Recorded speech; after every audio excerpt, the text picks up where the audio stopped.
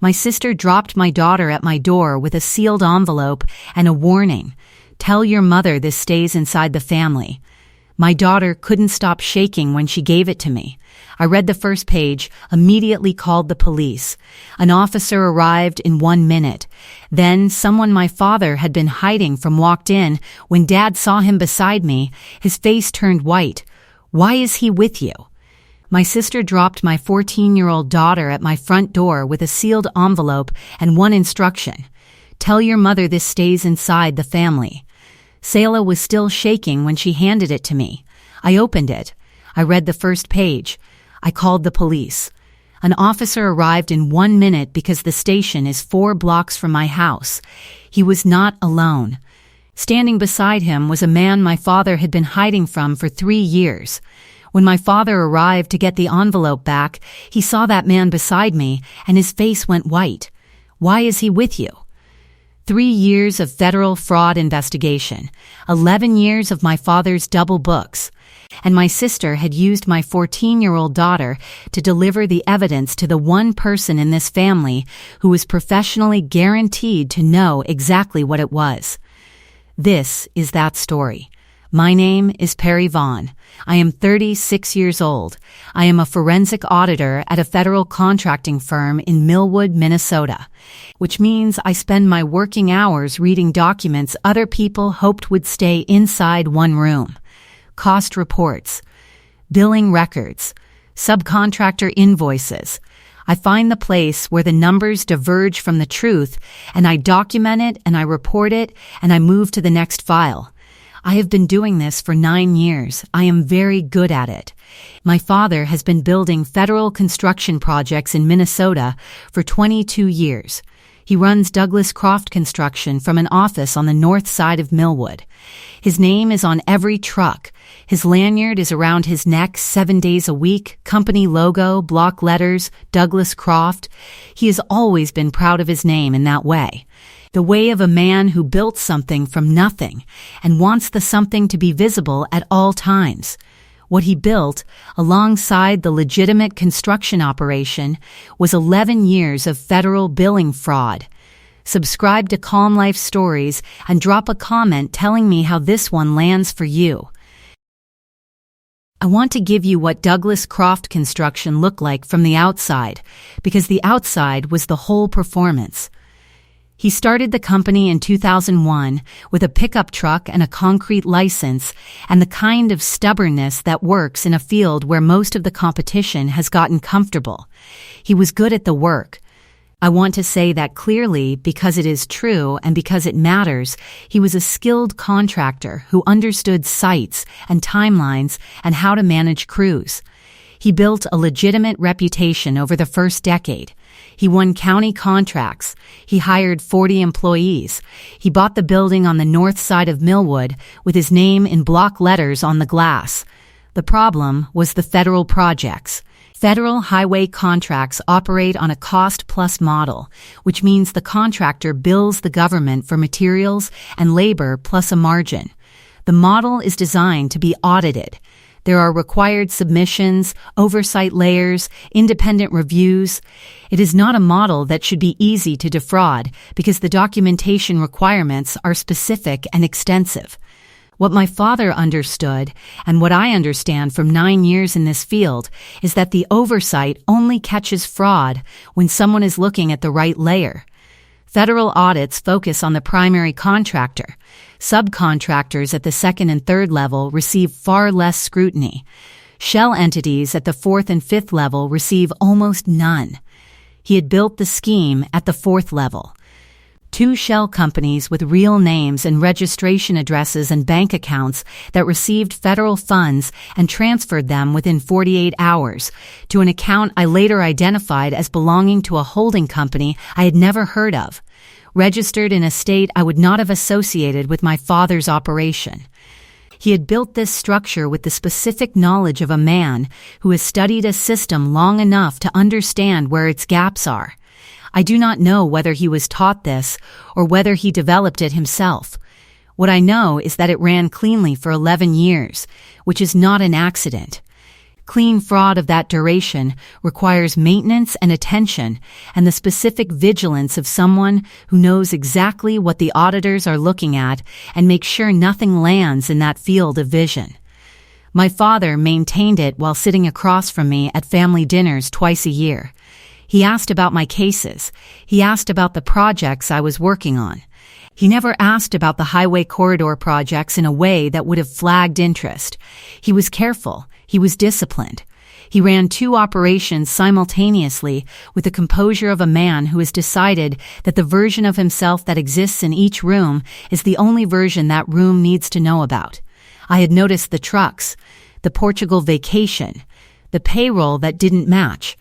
I had noticed and I had chosen not to investigate, and that choice is something I have processed carefully since November and arrived at a place with, which is this. I was not obligated to investigate my family. I was obligated to report what I received. I received it. I reported it. The rest is the federal justice system's work and not mine to carry. I want to give you the first page of the envelope before I give you anything else, because the first page is why I called the police instead of calling my mother. Cost summary sheet. Douglas Croft Construction letterhead. Project reference number. 2019 Highway MN 044. Date, October 2023. Line items in 3 columns. Work category, contracted amount, billed amount. The billed column ran approximately 40% above the contracted column on every line. At the bottom of the sheet, in a box marked internal reference only, a handwritten notation in blue pen, do not file, GR only. I have processed 46 documents with that notation format in 9 years of federal audit work. Do not file means the document exists outside the official record. GR means government review, which in the context of a federal highway project means it is a document that must never appear in any submission to the contracting authority. It was a shadow cost sheet, a document that tracks what is actually being billed against the government while the official record shows something different. I looked at that page for approximately 8 seconds. Then I picked up my phone and I called 911. I want to be precise about this because people have asked me why I didn't call my father first. Why I didn't call my mother. Why I didn't give the family the chance to explain. The answer is that I am a mandatory reporter of federal contracting fraud under my professional licensing agreement. The moment I read that page, I was legally obligated to report it. There was no option that involved waiting. I also need to tell you that I was not surprised, not by the document, by its arrival in my hands. I had known something was wrong at Douglas Croft Construction for a long time, not in the way of having evidence, in the way of working in this field for 9 years and understanding what a construction company looks like when its overhead numbers are clean and what it looks like when they're not. My father's trucks were newer than they should have been. His payroll was larger than his published project revenue could support. He had taken a family vacation to Portugal the previous June on a budget that did not match the year his company had publicly had. I had not investigated my father. I want to be clear about this. I had noticed. Noticing and investigating are different operations, and I had chosen to notice. The envelope made the choice for me.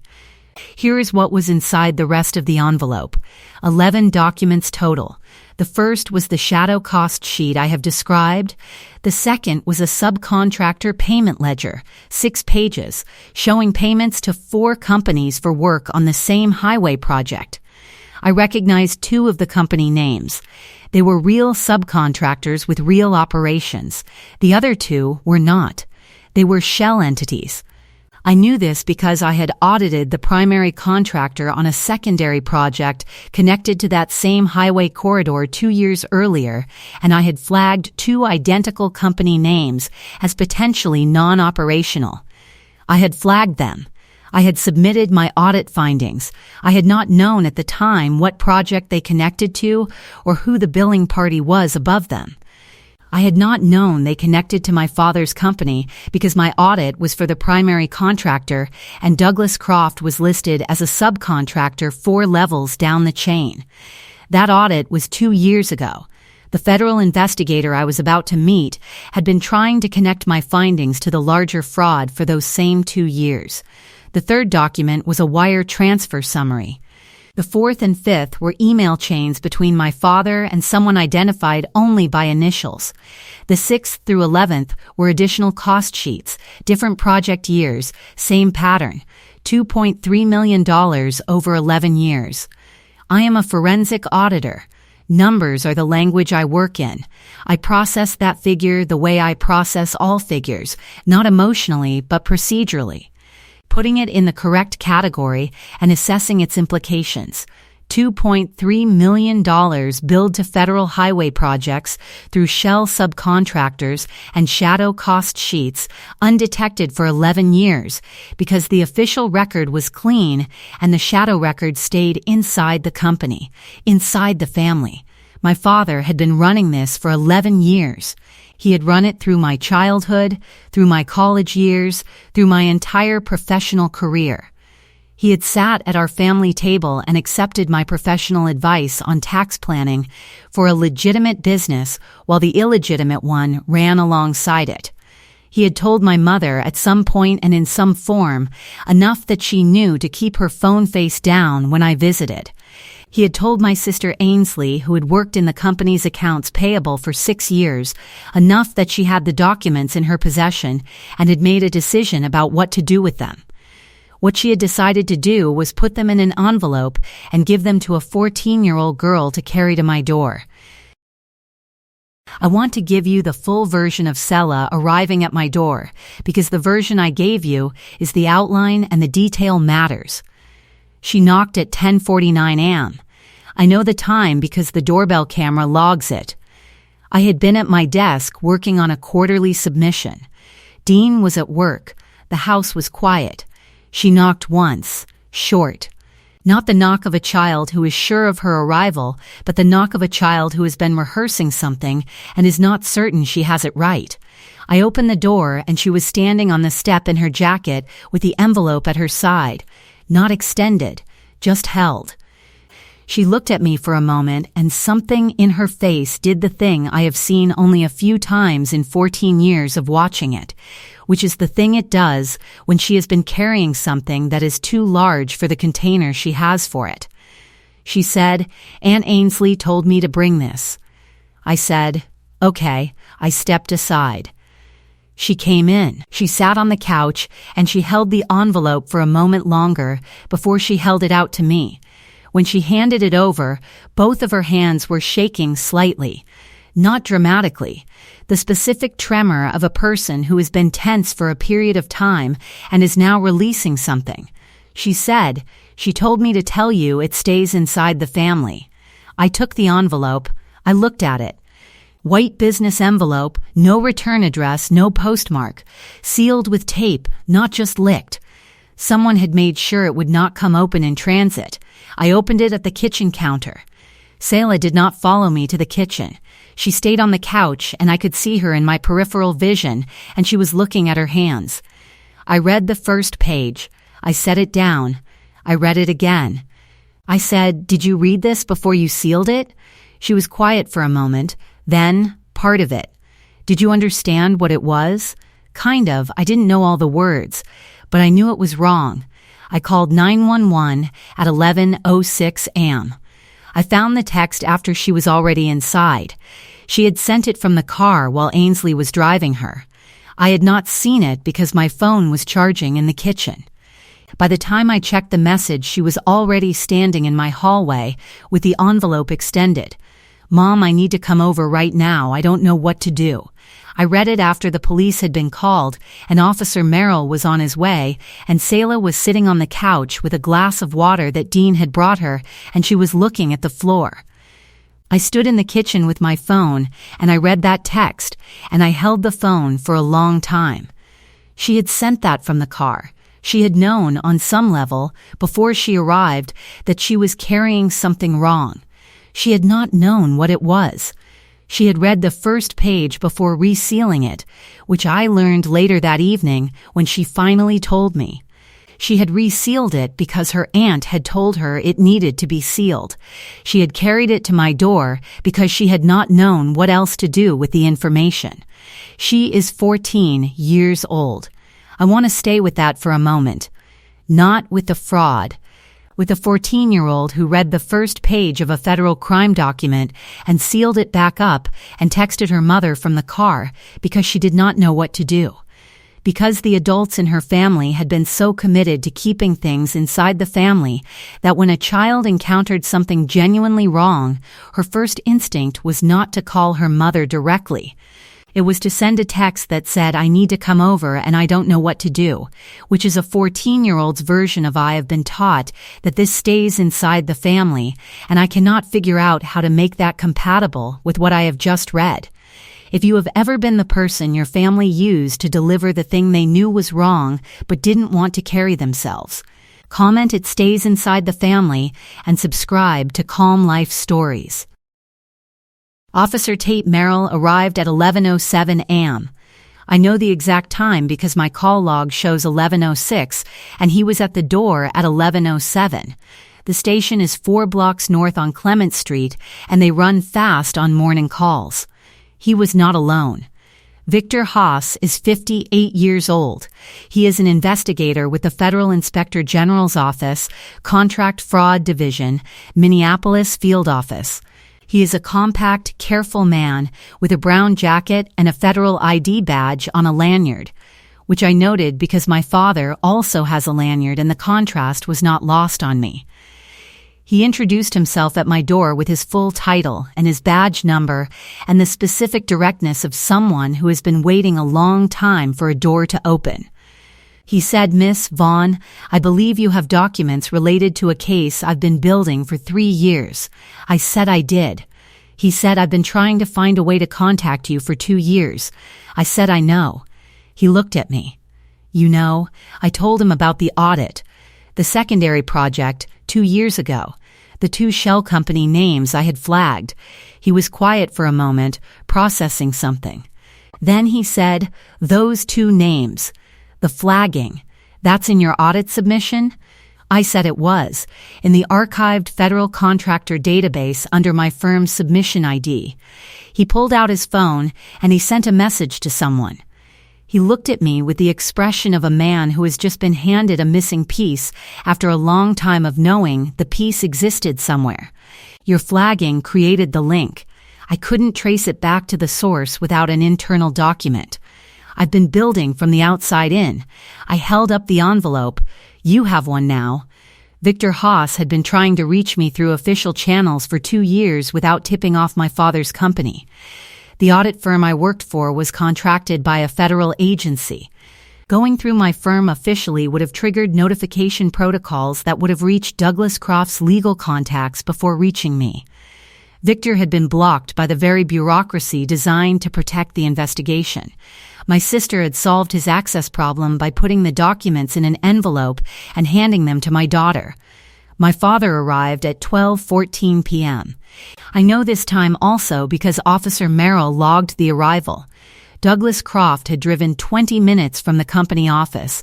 He still had his lanyard on. He walked through my front door. He looked at Officer Merrill. His expression was managing, the expression of a man who has dealt with problems before and believes this one is solvable. He looked at me. He looked at the envelope on the coffee table. Then he looked at the man standing beside Officer Merrill. His face went white. Not pale, not surprised. White. "Why is he with you?" I want to give you more of what Victor Haas told me, because he arrived with 3 years of context that I did not have, and the context matters. He had opened the investigation after a tip from a primary contractor employee on the 2020 highway project. The tip was vague, he said. Someone had noticed that subcontractor documentation on one phase of the project was unusually thin. Not fraudulent looking. Thin, missing the kind of internal correspondence that you would expect to accompany a project of that size. He had pulled the subcontractor records and found the two shell entities. He had traced the bank accounts. He had established the transfer pattern. What he had not been able to establish was the document source. He had the financial trail. He did not have internal records. He did not have a shadow cost sheet or a payment ledger with company letterhead. He had inference and transaction data and the testimony of the tipster, who had since moved out of state and was unavailable. For 3 years, he had been looking for someone inside the operation with documents. "Why didn't you approach Ainsley?" I asked. "We didn't know who had the documents," he said. "We suspected the fraud was company level. We didn't know whether the person who had access to the internal records was complicit or not. Going to an employee who might be complicit without evidence would have triggered document destruction. You couldn't identify a clean contact. We identified you 2 years ago," he said.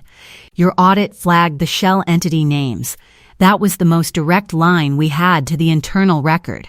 But your firm is under federal contract, and going through official channels would have meant disclosure requirements that would have reached legal contacts associated with Douglas Croft within 48 hours.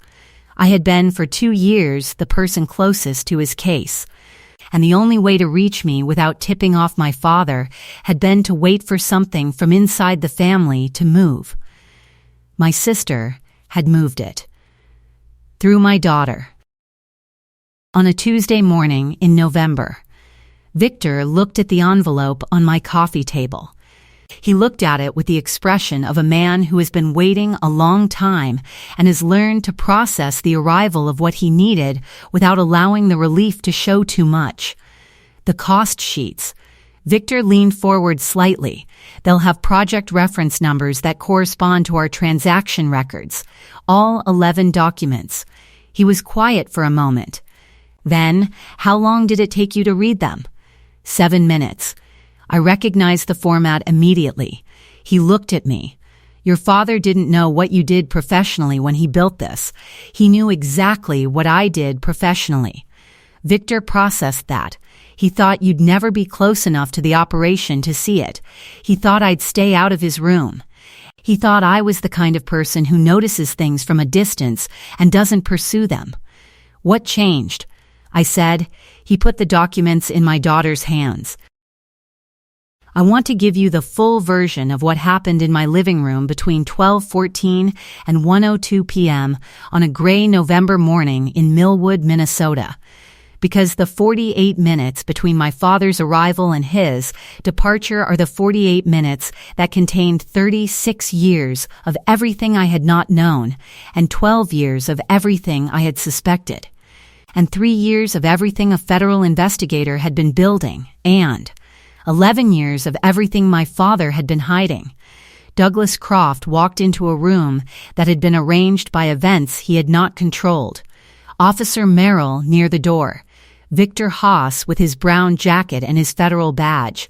Me on the couch with the envelope on the table in front of me. Sela in the kitchen with Dean, who had quietly moved her there when he heard a car in the driveway. My father looked at Victor and he said, "Why is he with you?" I said, "Because I called him. You don't know him. I have his business card. He came up in a case I worked 2 years ago. I've had his card in my desk since then." My father looked at the card in my hand. He looked at the envelope. He looked at Victor. He said it flatly. "I came for the envelope." He said it to me, not to Victor, which told me something about how he had decided to frame the next few minutes. He was going to try to manage this the way he managed everything, by making it a family matter, a domestic retrieval, something that could be separated from the man in the brown jacket. "The envelope is evidence in a federal investigation," Victor said. He did not raise his voice. He did not need to. My father looked at him. "You don't have a warrant. The evidence was voluntarily surrendered by the primary account holder," Victor said. "Your daughter is the individual who called us.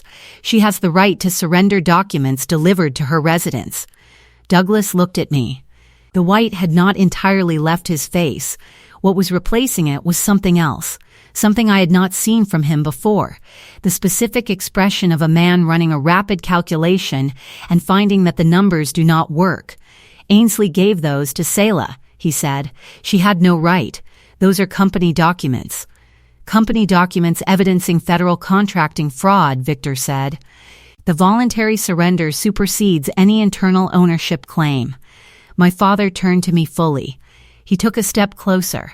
Officer Merrill moved, not dramatically, one step. "Enough, Perry," my father said. His voice had dropped into something lower than his normal register, the register he used when he wanted to make a conversation feel private even when it wasn't. "I need you to listen to me.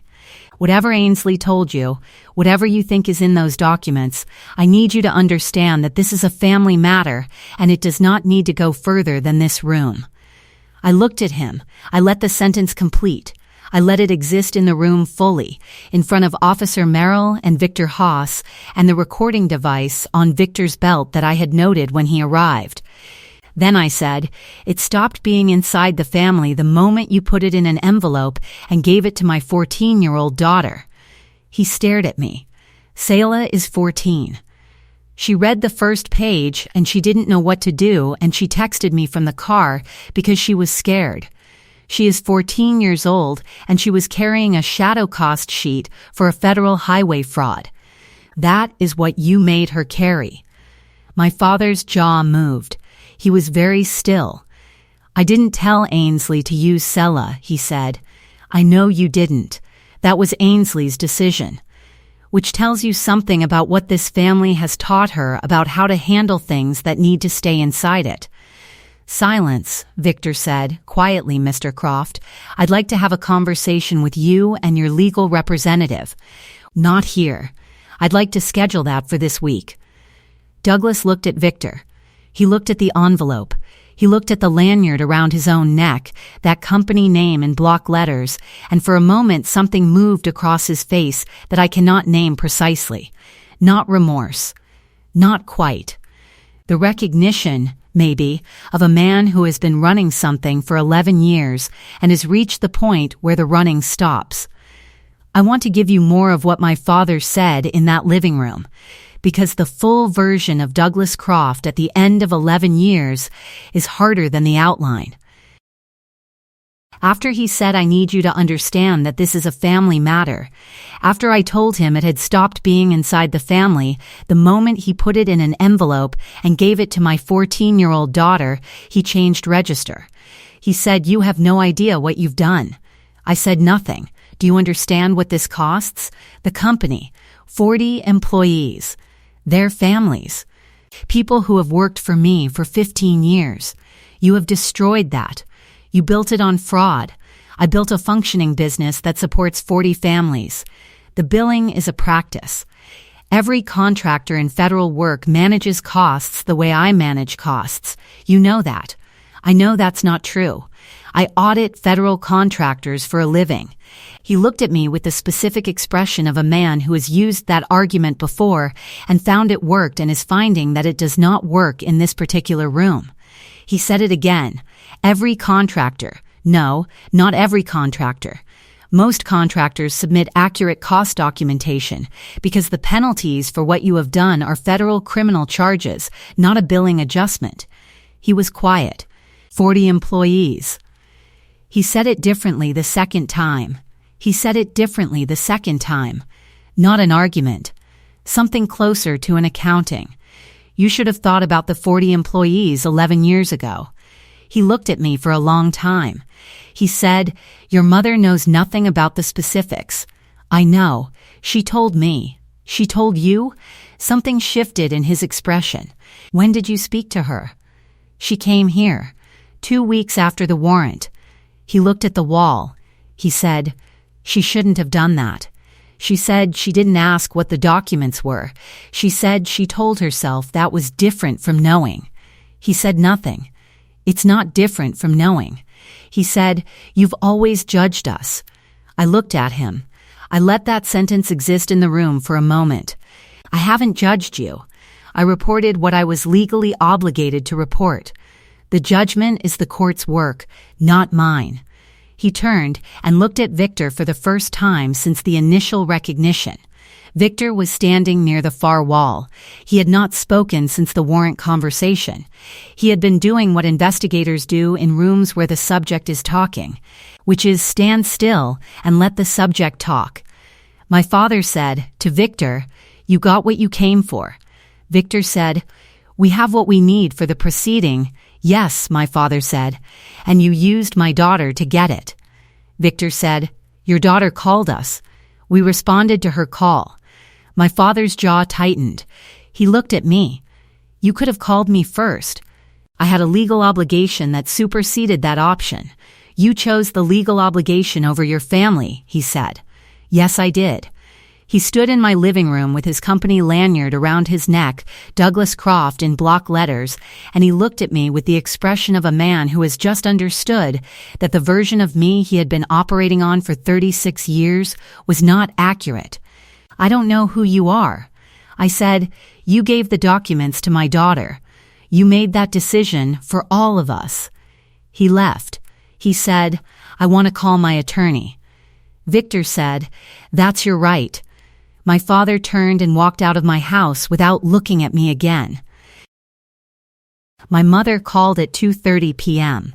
I did not answer. She called 4 more times before sending a text, "Perry, we need to talk about what happened today. Please don't do anything else until we talk." I showed the text to Sylvie Oakes, my attorney, who I had called at 12:45 p.m. Sylvie said to respond with one sentence if I responded at all. "I have reported what I was legally required to report, and I am not in a position to discuss it further." I sent that sentence. My mother did not text again that day. Ainsley called at 4:15 p.m. I answered because I needed to hear what she said. She said she hadn't meant for Sela to be involved.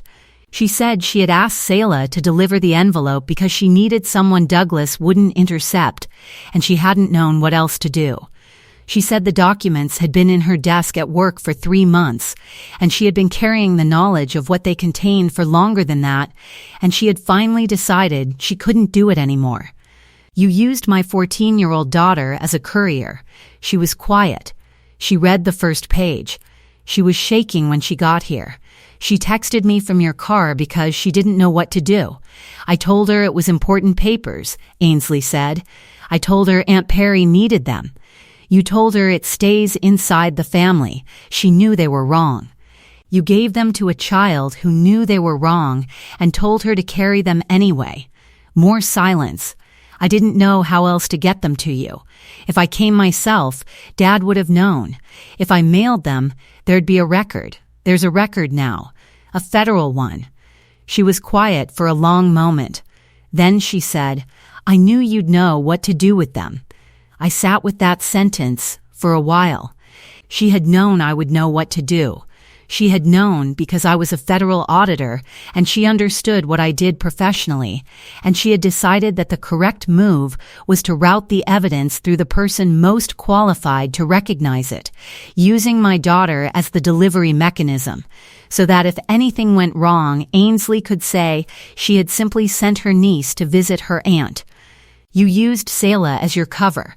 She did not deny it. "If I had taken those documents and destroyed them or hidden them," I said, "you would have been clean. You sent a minor with the evidence so you could claim ignorance of the delivery." "Perry," she said, "did Dad know you had the documents?" A pause. "He knew they were somewhere in the office. Did he know you had them specifically?" Another pause. "Longer. He suspected. That's why I needed to move them." I understood then. Ainsley had not been trying to expose our father. She had been trying to protect herself. The documents had been in her possession, and Douglas had suspected it, and she had needed them out of her reach before he found them. She had needed them somewhere she could point to later and say she had tried to do the right thing. And the person she had chosen to deliver them to, through the instrument of my daughter, was the person whose professional obligations would guarantee the report. She had used me to clean her hands. She had used Sela to deliver the cleaning. Comment it stays inside the family if someone in your family has ever used a child to carry the thing the adults were afraid to hold. Subscribe to Calm Life Stories. I called Ainsley back 2 days after the first call. I needed to say one more thing. She answered on the third ring. She sounded like a person who has been waiting for a call she does not want and has been unable to stop picking up the phone. I said, "I want you to understand something about what you did." She said she knew what she did. "No," I said, "I don't think you do. You know that you used Sela.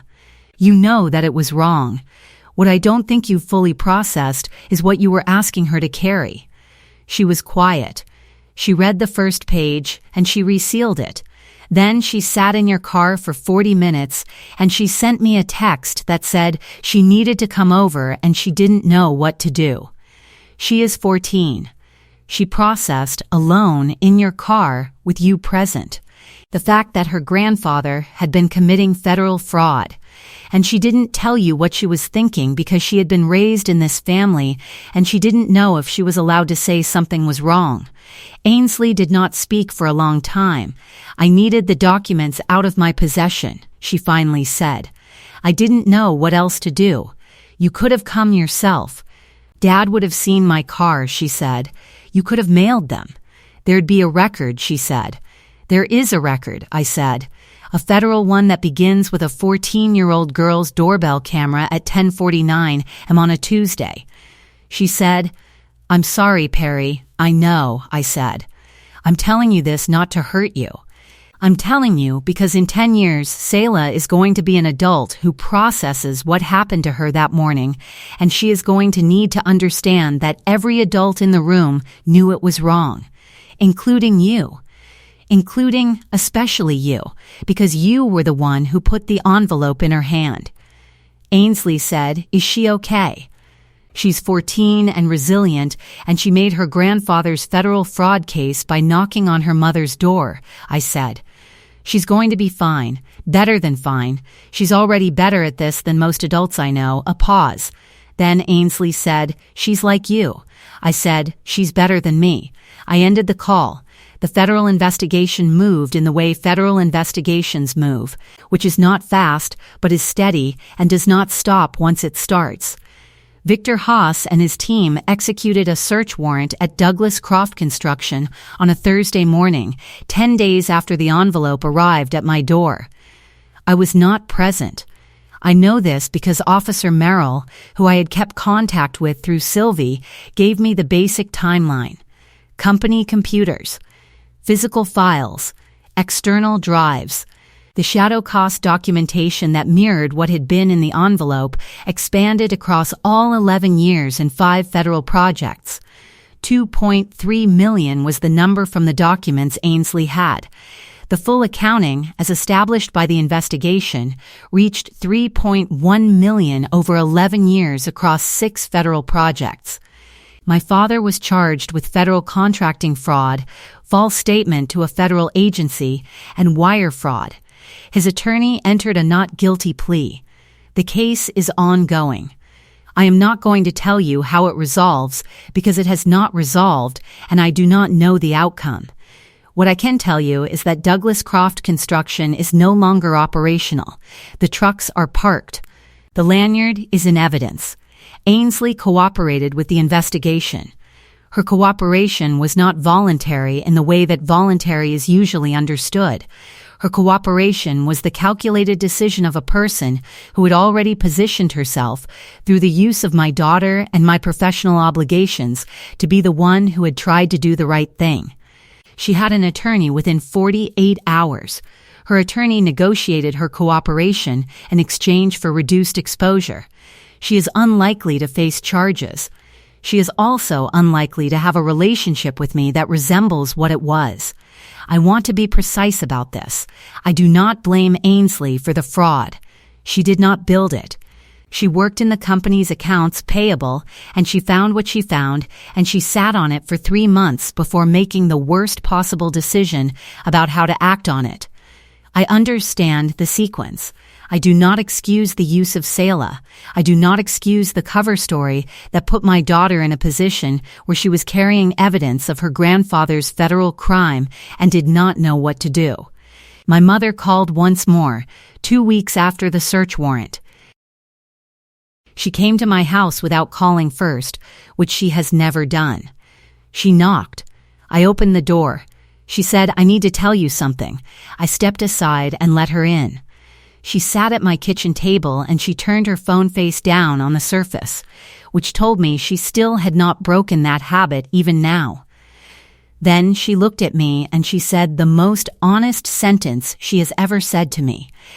"I knew about some of it," she said, "not everything, not the numbers, but I knew there were things that didn't go in certain files and I didn't ask what they were." I looked at her. "I didn't ask," she said again. I told myself that was different from knowing. It's not different from knowing. She looked at the table. She did not argue. I said, "Mom, Sela was shaking." She looked up. She was carrying your husband's federal fraud documents, and she was 14 years old, and she was shaking, I said. She texted me from the car because she didn't know what to do. She knew something was wrong, and she didn't know what the family rule was about that kind of wrong. My mother's hands were flat on the table. "That is what this family built," I said. A 14-year-old who knows things are wrong but doesn't know if she's allowed to say so. My mother said nothing for a long time. Then she said, "I'm sorry about Sela." "I know," I said. "It was not enough. It was also the most she had." I noted both of those things and I moved forward. I want to give you more of what happened when my mother came to the house, because the version I have given you is accurate but compressed. She sat at the kitchen table and she turned her phone face down before she spoke, which told me she was going to say something she did not want recorded or relayed. I sat across from her. I did not offer coffee. Not deliberately. I simply did not. She said, "I knew there were projects where things were handled differently." I said, "Define differently." She looked at her hands. There were documents that didn't go through the normal filing. Douglas said they were internal planning documents. He said they weren't relevant to the official submissions. "Did you ask what was in them?" "No," she said. "Did you know what internal planning documents meant in the context of a federal contract?" She was quiet for a long moment. I knew it meant they weren't going to the government. I sat forward. "Lenora," I used her name deliberately, not Mom, her name. That is the definition of shadow documentation. Documents that exist inside the company but don't go to the contracting authority. That is what made this fraud. She looked at the table. "You didn't ask because you didn't want to know what asking would produce," I said. "I understand that. I'm not saying you designed this. I'm saying you made a choice every time a document crossed your awareness and you made it in the direction of not knowing." She said, "I thought it would be manageable. I thought it would resolve." Over $3 million doesn't resolve. It accumulates. She pressed her hands flat on the table. She said, "What happens to us?" I looked at her. "That depends on what the federal investigation finds about your involvement." She looked up sharply. "I'm not involved. I know you believe that. The investigation will determine what the record shows. If you have documentation of any kind related to the shadow files, you need an attorney before Monday." She stared at me. "You're telling me to get an attorney." "I'm telling you what I would tell any client in your position," I said. "You are not my client. You are my mother, which is why I'm telling you clearly instead of professionally." She picked up her phone from the table. She looked at it. Then she set it back down face up, which was the first time I had seen her do that in 5 years of family visits. She said, "I'm sorry about Sela, I know." She left without the coffee I hadn't offered. My uncle Clive called me 2 weeks after the warrant. He is 69, my father's older brother, and he has spent his life at the edge of this family in the way of a man who sees everything from a slight distance and has chosen, for most of that time, not to intervene. Clive's call deserves more than I gave it. He called on a Thursday morning 3 weeks after the warrant. He said he had been sitting with what he wanted to say and had decided that sitting with it further was its own kind of choosing not to say it, which he had been doing for 6 years regarding this specific subject. I want to ask you something, and I want you to know before you answer that there is no answer that is going to make me think less of you. I said he could ask. Did you consider not reporting it? I thought about the question honestly. No, not for a moment. The legal obligation is not optional under my professional license, I said. That was not a decision I had available to me. I'm not asking about the legal obligation. I'm asking whether there was a moment before the professional part of your brain engaged, where you thought about what it would mean for the family. I said, there was a moment where I looked at the page and recognized what it was. That moment was approximately 8 seconds. During those 8 seconds, I was not thinking about the family. I was reading a shadow cost sheet. He said, and after 8 seconds, I called 911. He made a sound, not a word. The specific sound of an older man acknowledging something he finds both painful and correct. He was quiet for a moment. Then I should have said something 6 years ago. When I first noticed the discrepancy, I told myself it was his business and he knew what he was doing. He did know what he was doing. That's the problem. He said he was going to cooperate with the investigation if they came to him. He had already spoken to an attorney. He said he wanted me to know that he had nothing to hide and that he was going to say what he knew. I said I appreciated that. He said, your father is going to tell people you destroyed the family. My father destroyed the family. Over 11 years, one invoice at a time. He was quiet. Sela brought me the envelope, I said.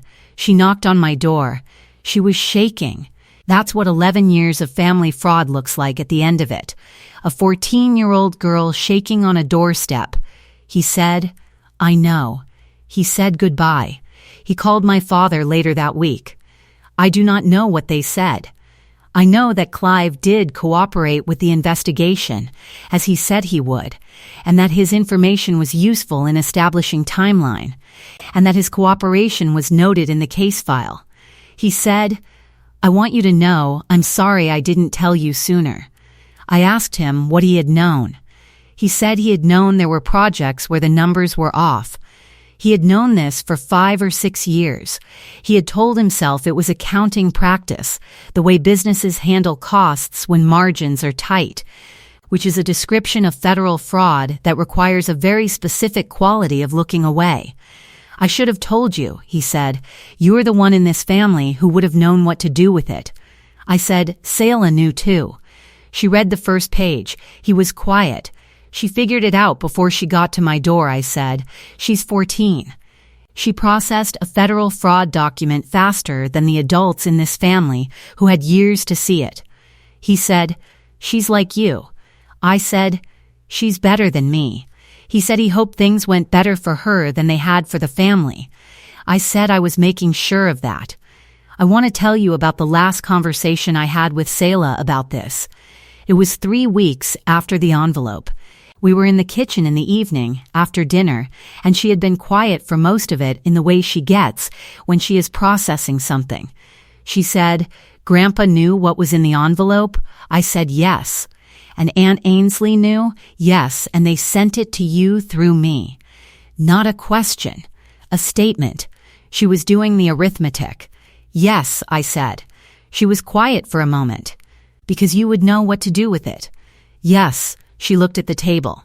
So they used me to get it to you. I said, Ainsley did. Yes, she looked up. That was wrong. I said, yes, it was wrong. She nodded once, the same serious nod she has had since she was 4 years old, the nod she uses when she has processed something fully and is filing it away.